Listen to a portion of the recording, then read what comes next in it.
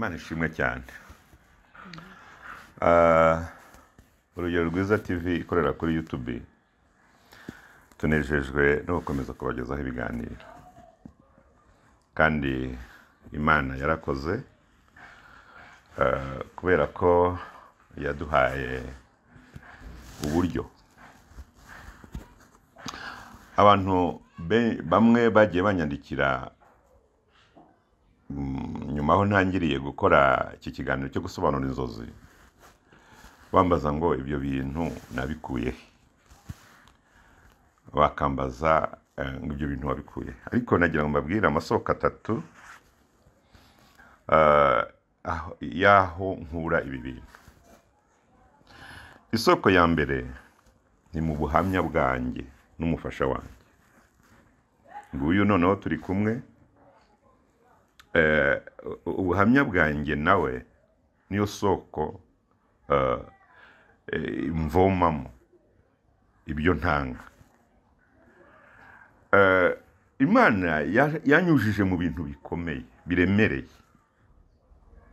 ariko intego Imana yari ifite kwari ukugira ngo nanjye nzakora ibintu bikomeye biremereye.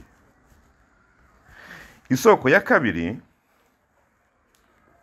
ni impano Imana yanyihereye. Imana itanga impano, kandi iyimpa kugira ngo abantu bafashwe. Iyo usomye mu rwandiko rwa mbere rw'Abikorintho 12:7 ravuga ngo buri muntu agahabwa ikimwerekanaho umwuka kugira ngo abantu bafashwe.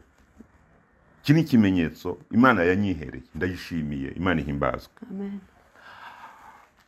Icya gatatu, Imana uko yabigenje ni ukwemera kuyoborwa n'Imana. Isoko ya gatatu ni ukwemera kuyoborwa n'Imana mu gushyira mu bikorwa iby'Imana iba yerekanye mu nzozi. Kwemera kuyoborwa n'Imana, kandi biratubwira mu Baroma 8:14 kugeza kuri 17 aravuga ngo abayoborwa n'umwuka bose nibo bana b'Imana. Rero mu gushyira mu bikorwa iby'Imana iba yerekanye, naho ngaho ho nkura ibintu mbaha. Nshuti yanjye, mu bigenzurira aho ngaho nashimye kuzana n'umufasha wanjye kugira ngo ubundi baravuga urwandiko rwa mbere rwa Yohana 4:1 avuga ngo ibintu byose mu bigenzure, mu bigerageza. Nashimye kubaha kubera ko hari abantu bagenda bakajya ku mbuga nkoranyambaga bagashyiraho ibintu bidafite ubuhamya, ariko ibintu byanjye, ibintu byacu bifite ubuhamya. Izina ry'Imana rihabwe icyubahiro. Uyu mwanya rero tugiye kubaha ubusobanuro bw'inzozi, kurota amazi. Impamvu nahisemo kurota amazi nuko nizo nzozi maze kubana n'umufasha wanjye kuri 23 ukwezi kwa 12 1989, maze kubana n'umufasha wanjye, nizo nzozi narose zari zikubiyemo message zose z'ibyatubayeho. Ndota izo nzozi nizo nabagamo amazi menshi ateye ubwoba, nkabona n'amazi menshi, noneho nkabona ndi muri ayo mazi, muri iyo nyanja, muri iyo sanzure, ariko ndi kumwe n'uyu nguyu, turi muri ayo mazi. Najyaga ndyama uko ngiye ku buriri, uko nikojeje hasi, nkahita nirokera muri ya mazi, nkabona ndarangenda mu mazi mufite, hanyuma bwacya nkamubwira nti naraye ndose amazi, naraye ndose uruzi, nkamubwira uko byagenze. Ndetse nageze igihe nkumva naniwe, nkumva shatse kwanga kuryama kubera ko namaraga kurambika umusaya kure, nkahita ndota njya muri ya mazi, nkararanyagendamo. Byagezaho nkarota mbona muri ya mazi, nkabona noneho aranyura hagati y'amazu yasenyutse. Nanone nkongera nkabona muri ya mazi ahurura cyane, nkabona harimo bya bipuberi bibona biriya byabamenamo imyanda, urumva, nkabona bimanutse biryamyemo abantu benshi batsindagiye. Nkabimubwira nti aya mazi noneho ko naraye mbona nshaka kugongana n'ibipuberi byuzuye abantu, ndiho nambuka muri aya mazi, ko naraye mbona nyura mu mazu yasenyutse.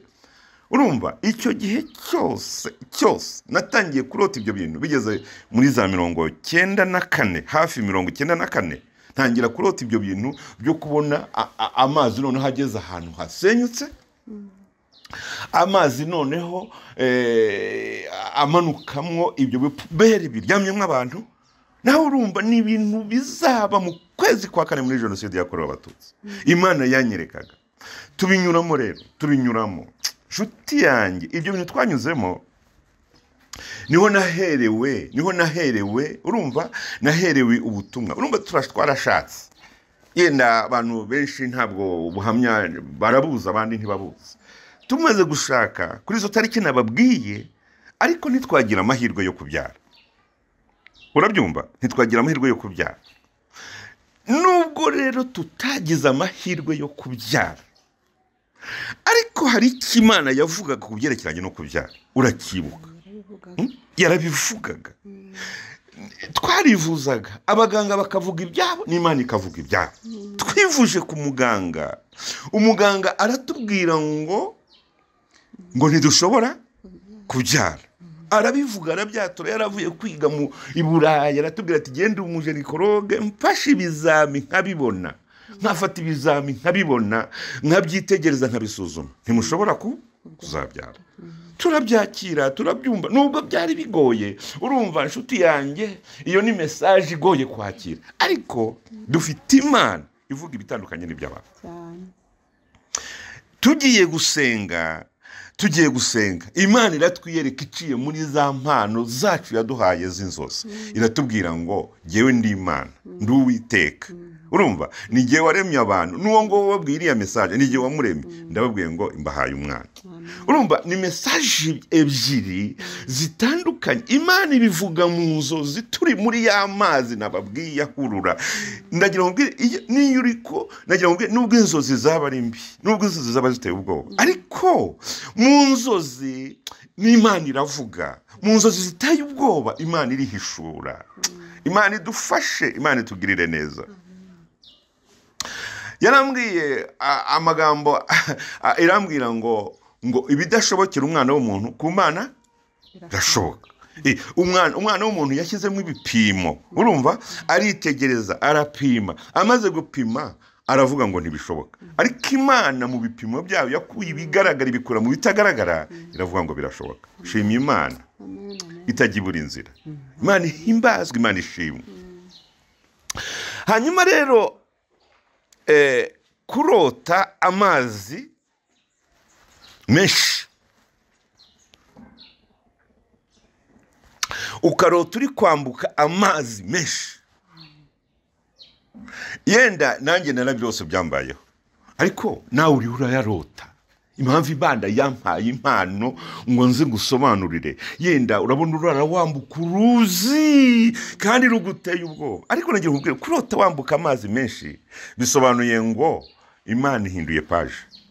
Iyo uriho wambuka amazi, Imana igiye guhindura page y'ubuzima. Intambara mu mbabarire, simvuze ngo intambara ziba zirangiye, ariko uburangije intambara imwe ugiye gufata iyindi, kuko ubuzima ni urugamba. Abantu bajya bibwira, ndetse abahanuzi bakaza bakababwira ngo Imana irangije iki kintu, ikoze iki kintu. Yego cyari kikuhangayikishije, ariko Imana iyo urangije urugamba rwo kutabyara, ihita iguha urugamba rwo kurera abana. Sibyo? Iyo urangije urugamba rwo kwishyura inzu uri umupangayi ikaguha igipangu, ibiguhaye nanone urugamba rwo kugera bya bintu. Intambara zose ni ubuzima. Urumva, ubuzima bwose ni intambara. Nagira ngo mbabwire, iyo urota uri kwambuka amazi, wambuka amazi, ni ukuvuga ngo ikigeragezo urimo ugiye guhindura page.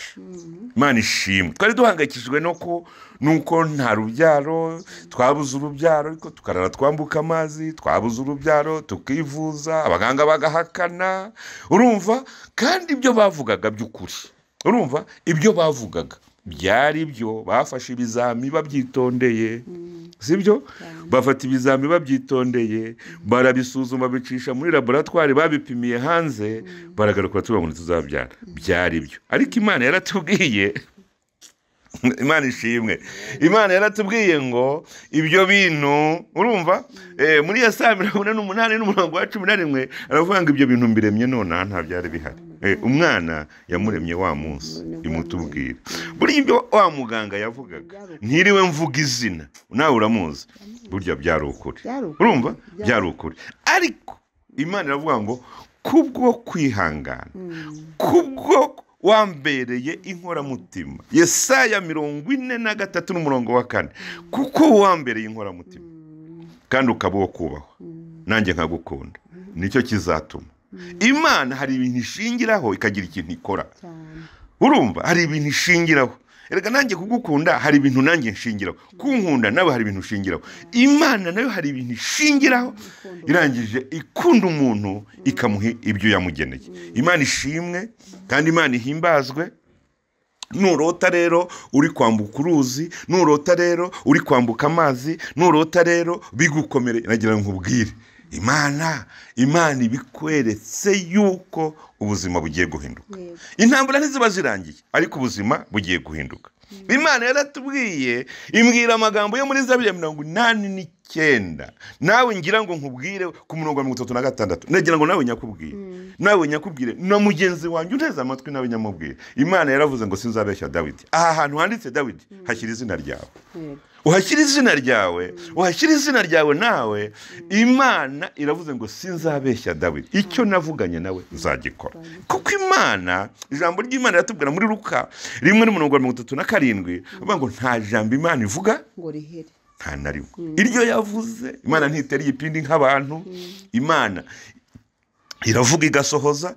Nshuti yanjye rero, nshuti yanjye, nibwo Imana yakwerekana ibintu bikomeye ariko ibifi umugambo bugikomeje. Turi kubona abantu bari kwiyahura cyane, ugasanga umuntu akiyahuza ibiyobyabwenge, ugasanga umuntu akiyahuza ibintu bidakwiriye, ugasanga umuntu arajya hejuru y'inzu agasimbuka, ugasanga umuntu burya impamvu ajya kwiyahura uriya muntu inzira ziba zashize aba yabuze igisubizo.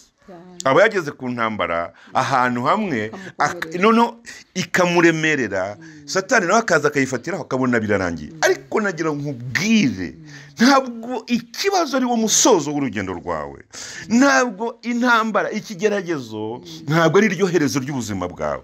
Nagira nkubwire hirya y'ikibunda haba hari umucyo. Hirya y'umwijima haba hari umucyo. Bibiliya tubwira ngo Imana ijya kurema ngo yararemaga ngo bukira bukongera bugacya. Nagira nkubwire nubwo ubona bwije ugeze kuri periode ukabona burije ukabona nta nzira ariko humura buzongera bugira gute buzacya buzongera buke. Zaburi ya 33:6 haratubwira ngo hari kurira kwararira umuntu ariko bwacya mu gitondo ntabwo uko bimeze uko ntabwo ariko bizahora bimeze kuko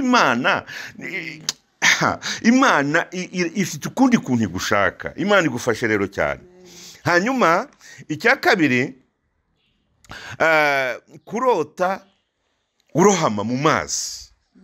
None ndashimira Imana ayo mazi twayarayemo tuyagendamo uko turyamye tukayagendamo.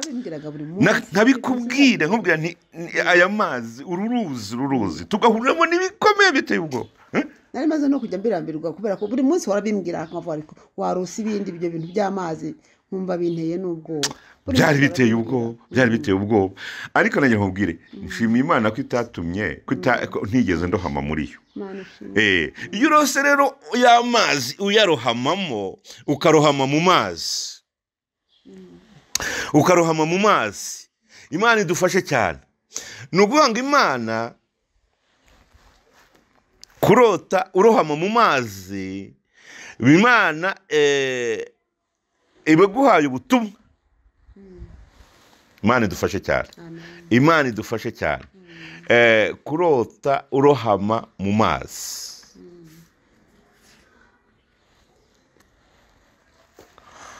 Imana ibiguhaye message.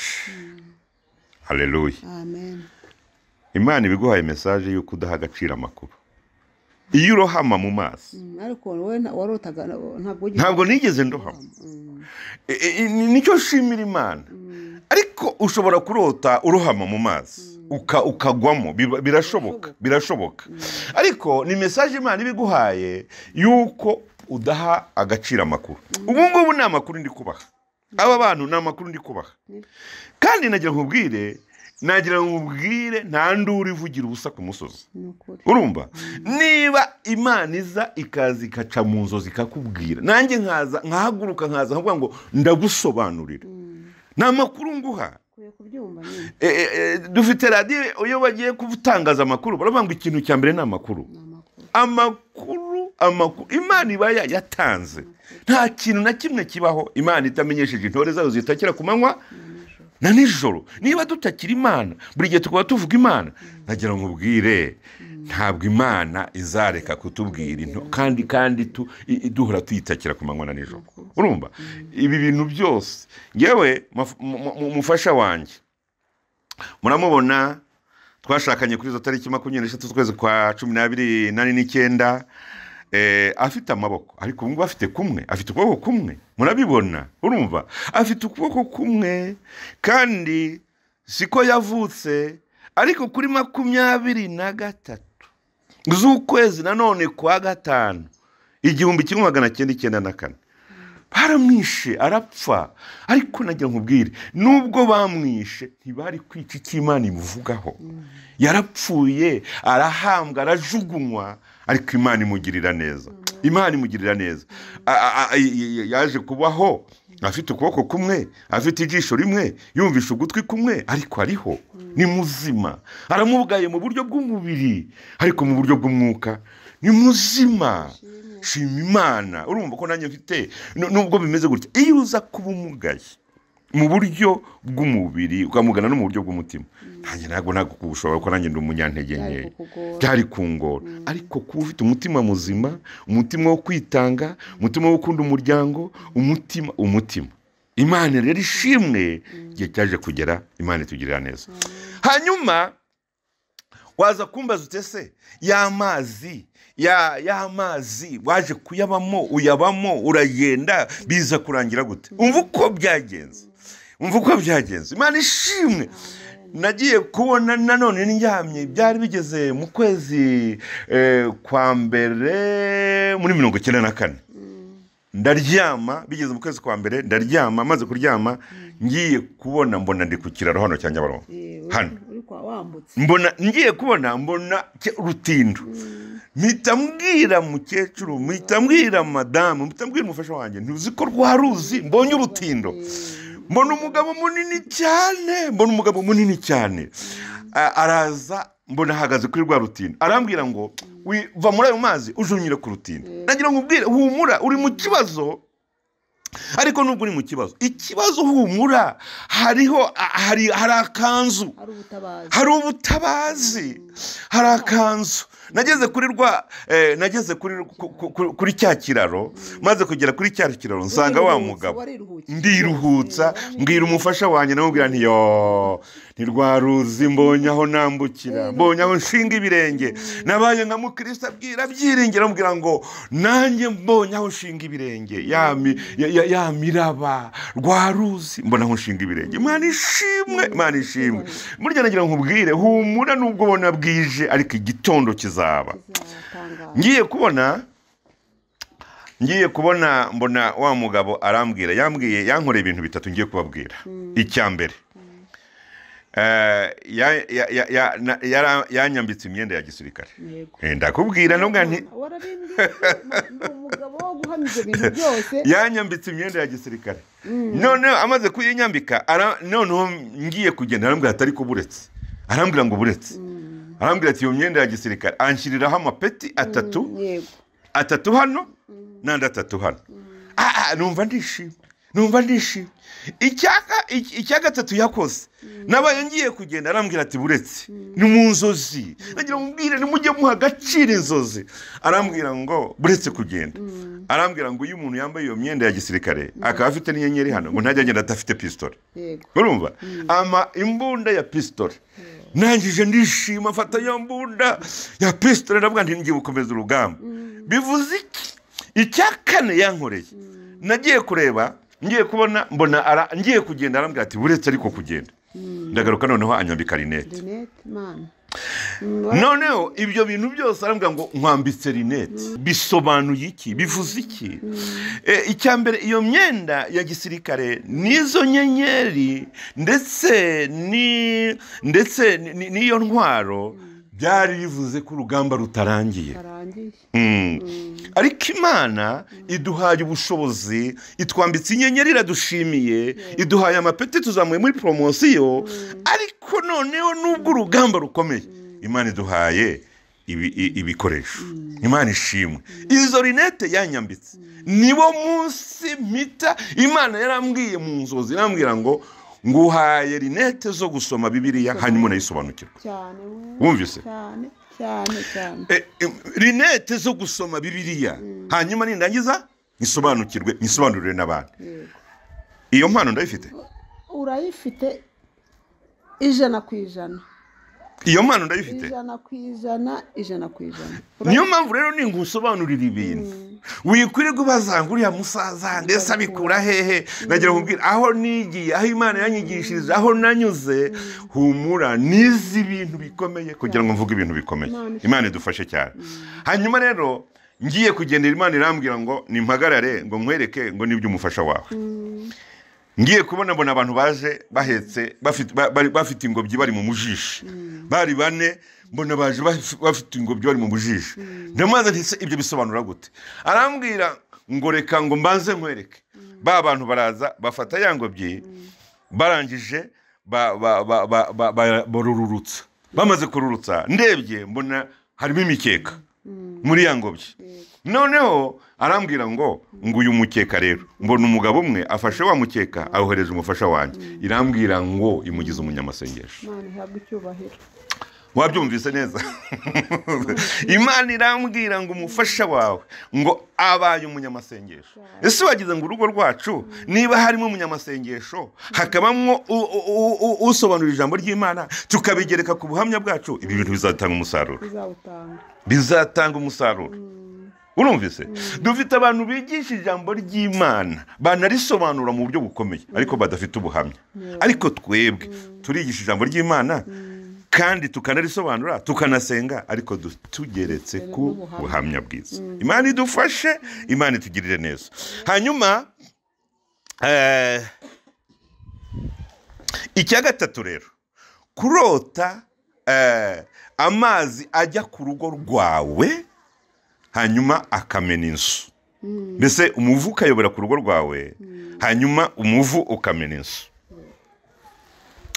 nagira nkubwire ni mesaje imana ibiguhaye urumva yuko uzahura n'abesikoro amazi yageze ku rugo rwawe none yamennye inzu imana iguhaye mesaje ko uzahura n'abesikoro bamaso urumva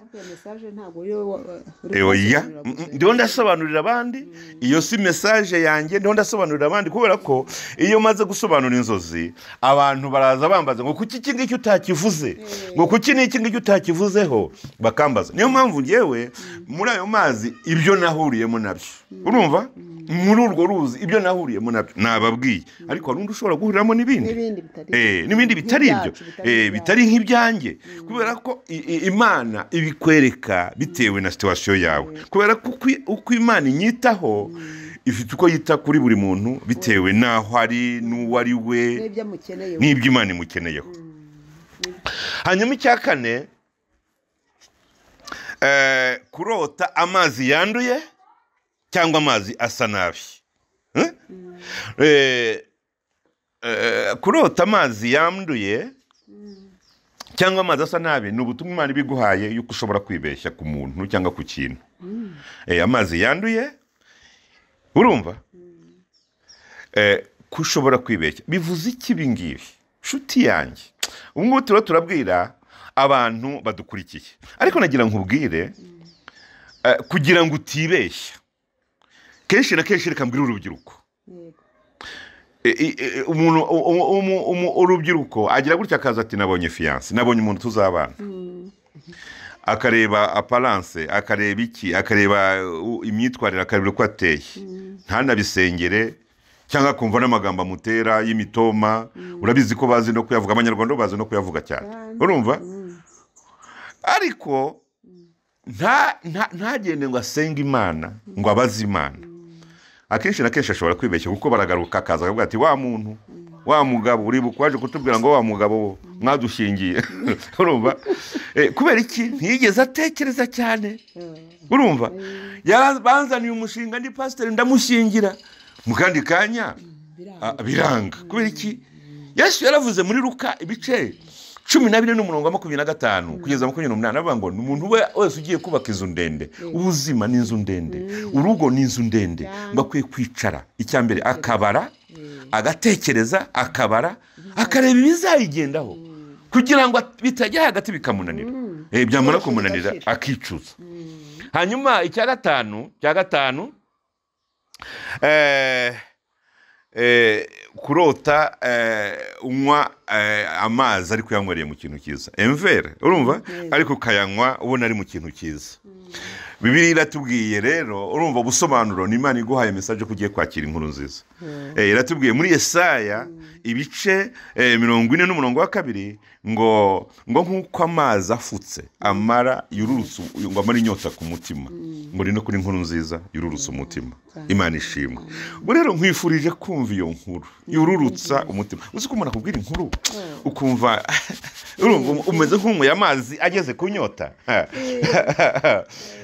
Urumva Bibiliya itubwira muri Yesaya 5:50-57 aravuga ngo kuko umwami aza ntabara nicyo gituma buriya nagira nkubwire si ikibazo cy'ibyo duhura nabyo ariko icyo twizeye nuko hari ubutabazi tuzabona kandi Imana idutabara mu buryo bwinshi ariko uburyo bwa mbere bukomeye nuko ishobora no kudutabarika dukura mu isi sibyo tukahava tutandavuye.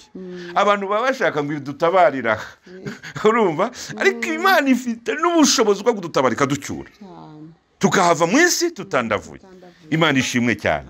Hanyuma icya 7 kurota isoko y'amazi ituruka mu gikuta cyangwa mu rutare wajya kugira gutya ibyo ngibyo agiye byambayeho urumva byambayeho. Uyu mufasha wanjye yatemewe hariya kuri dialogue kuntwa inyamirambo ku ntwari. Hanyuma amaze gutemwa amaze kwicwa icyo gihe habaye ibintu biteye ubwoba ntasobanura muri uyu mwanya urumva ariko icyo nshatse kugira ngo mbabwire nuko kuva icyo gihe twakoze urugendo rw'ibirometero birenga 500 kuva inyamirambo ku Gicyangugu Nyarushishi ukagaruka nanone Nyamirambo urumva nta modoka urumva nta butabazi bundi ariko Imana ibana natwe urumva ubutabazi bw'Imana. Aho rero muri iyo nzira ngeze mu nzira ngenda Imana yari yaranyeretse ko izankurira amazi mu gitare, amazi yo mu gitare cyangwa amazi yo mu musozi, isoko yo mu gitare cyangwa isoko yo mu musozi bisobanuye ubutabazi bw'Imana. Imana ishimwe bisobanuye ko Imana igutabaye. Niyo mpamvu Yesaya yavuze ngo nicyo gituma ntamwara, ndi mu bibazo ariko si mwara kuko nzi ko umwami azagira gute, azantabara. Hanyuma igikurikiyeho icya 8 kurota ubona uruzi rwuzuye, urumva kurota uruzi rwuzuye ariko rukarenga inkombe, ukabona tuvuga ngo urabona Nyabarongo ijya yuzura ikarenga he, kikarenga hari hejuru ikazamuka, kurota uruzi rwuzuye bega izo zimbi, urumva ni Imana ibiguhaye message yuko burakarugira, urumva bushobora kuzatuma, urumva bushobora kuza gutera ingaruka, urumva ubundi uburakari cyangwa se umujinya, ubundi uburakari kurakara hari kurakazwa na situation. Noneho abantu uko bateye rero Yesu we arakazwa na situation. Niyo mpamvu Yesu yarakaye akarakara abantu birukanya abana, yararakajwe n'iyo situation, ntabwo yararakariye abantu.